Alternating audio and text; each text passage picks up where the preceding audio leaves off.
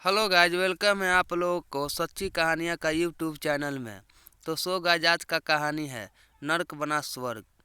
एक गांव था, रामपुर। वहाँ रहता था रामनाथ। रामनाथ बहुत ही मेहनती और ईमानदार किसान था। वह भगवान की पूजा मानने वाला। गांव के सब लोग उसका आदर करते थे। रामनाथ का एक ही बेटा था, दीनानाथ। वह एकदम मूर्ख तथा निकम्मा था। दिन भर आवारा लड़कों की तरह इधर उधर घूमता रहता। कभी कोई काम करता भी तो उसे बिगाड़ कर रख देता। एक दिन रामनाथ ने अपने बेटे को पास बुलाकर कहा, बेटा दीनानाथ, अब तुम बड़े हो गए हो। यूं निकम्मों की तरह इधर उधर भटकते रहना तुम्हें शोभा नहीं देता। तुम्हें तो अब मेरे काम में हाथ बटाना चाहिए। पिताजी ने इतने स्नेह से समझाया कि बेटे को तुरंत अपनी गलती का एहसास हो गया। उसने उत्साह से कहा, आप ठीक कहते हैं बाबूजी। अब से मैं घर के सारे काम कर दिया करूँगा। आप मुझे सिर्फ काम बता दीजिए। दीनानाथ का उत्साह देखकर उसके पिताजी बहुत खुश हुए। उन्होंने काम बताया, बेटा खेत में आलू की फसल पक गई है, तुम खेत जाकर उसे खोद लो। दीनानाथ बोला, बाबू जी, ये आलू क्या होता है और मैं उसे कैसे खोदूं? मैं तो जानता भी नहीं। तुम फावड़ा लेकर जाओ और खेत में खोदना शुरू कर दो। जमीन से जो कुछ गोल गोल चीज़ निकले तुम उसे खेत के किनारे साफ जगह फैला दो ताकि वह सूख जाए। दीनानाथ ने उसे काम बताया। पिताजी के बताए अनुसार दीनानाथ खेत में जाकर फावड़ा चलाना शुरू कर दिया। वह बड़ी लगन से खुदाई कर रहा था। पहले तो कुछ आलू निकले, फिर उसका फावड़ा किसी ठोस चीज़ से टकराया।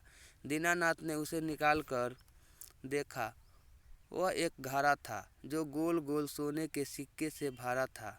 दीनानाथ ने उन सिक्कों को भी गोल आलू समझकर उठाया और ले जाकर खेत के किनारे एक साफ जगह सूखने के लिए फैला दिया। उसे क्या पता कि यह कितना मूल्यवान है। वह पुनः काम में लग गया। पर यह क्या, उसने ज्यों ही फावड़ा चलाया, धुएं के बीच अट्टहास करता हुआ एक दानव आकृति प्रकट हुआ। दीनानाथ पहले तो डर गया, फिर हिम्मत करके पूछा, आप कौन हैं श्रीमान? वह दानव गंभीर होकर बोला, मैं यक्ष हूँ, खजाने की रक्षा करने वाला। मैं तुमसे बहुत प्रसन्न हूँ। सचमुच बड़े ही निर्लोभी हो। मुझे तुम्हारे जैसे एक ईमानदार आदमी की ज़रूरत थी। यक्ष की बात दीनानाथ की समझ में नहीं आई। उसने कहा, महाराज, मैं आपकी बात नहीं समझ पा रहा हूँ। आपको भले मेरी क्या ज़रूरत हो सकती है? यक्ष ने पूछा, क्या तुम मेरी सहायता करोगे? दीनानाथ ने डरते हुए हामी भर दी और इसके साथ ही जोर का धुआं उठा और दोनों एक दूसरे प्रदेश में जा पहुँचे। यह एक सूखाग्रस्त प्रदेश था। दीनानाथ चारों ओर अवाक होकर देखने लगा। दुबले पतले लंगे धंधके बच्चे खेल रहे थे। स्त्री दूर नदी से पानी ला रही थी। उनके तन पर पूरे कपड़े भी न थे। पुरुष लंगोटी पहने हुए थे। हरियाली का नामो निशान तक न था। दीनानाथ ने यश से पूछा, महाराज, क्या इनके पास पहनने ओढ़ने के लिए कपड़ा नहीं?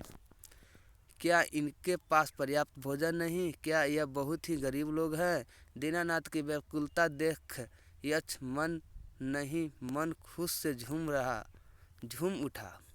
उसने कहा, हाँ बेटा, लेकिन अगर तुम चाहो तो इस नरक को स्वर्ग बना सकते हो।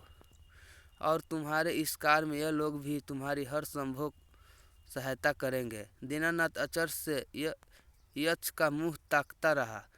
फिर बोला, महाराज, आपकी बातें मेरी समझ से परे हैं। मैं भला इनकी क्या सहायता कर सकता हूँ? तुम बहुत कुछ कर सकते हो।